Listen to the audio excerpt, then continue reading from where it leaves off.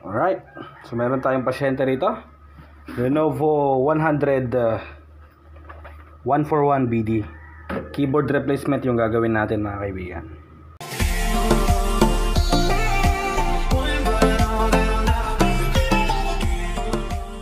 So gagandahan sa mga laptop na to, hindi siya katulad ng ibang mga Lenovo at ibang mga units na hindi na kailangang iangat pa yung motherboard or baklasin ng buo yung computer para lang mapalitan yung keyboard. Meron lang tayong tatanggalin na 3 screws sa likod.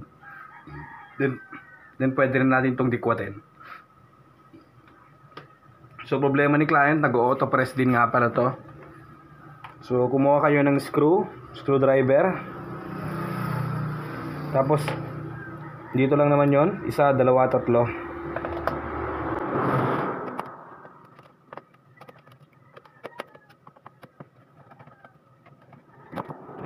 Rin natin. Then dikwatin lang natin to mga kaibigan.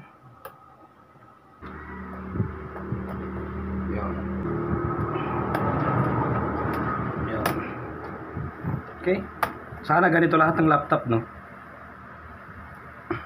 Alright. So paano siya tanggalin mga kaibigan? Zoom lang natin. Meron lang lock yan mga kaibigan, no? Yan. Yan. Okay. Push up lang natin to.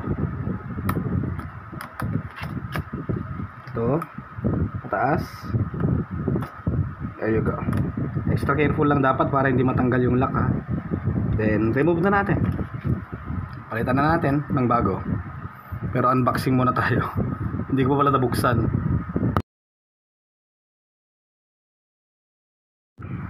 Right, so nabuksan na natin mga kaibigan. Check natin kung parehas naman sila. Parehas yan. Basta sigurado naman natin ang pag-order, eh. Sa likod, syempre hindi na ito yung original.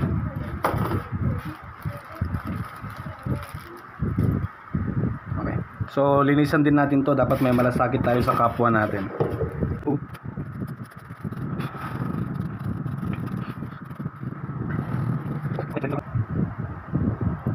Plastic. Yun, tanggal na natin. Then salpak lang natin mga kaibigan. So ilagay lang natin. Push.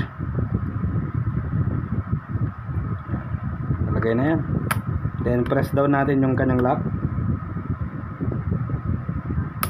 Yun, nag-lock na siya. This time, unahin natin yung i-lock dito sa may likod mga kaibigan. Yan. Okay. Okay, so okay na. And then push hanggang sa mag-lock siya, kusa. Push down lang natin. Yan. Yan.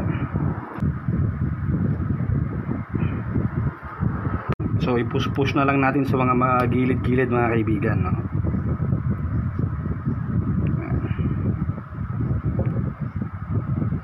Yan, kusang maglalak yan.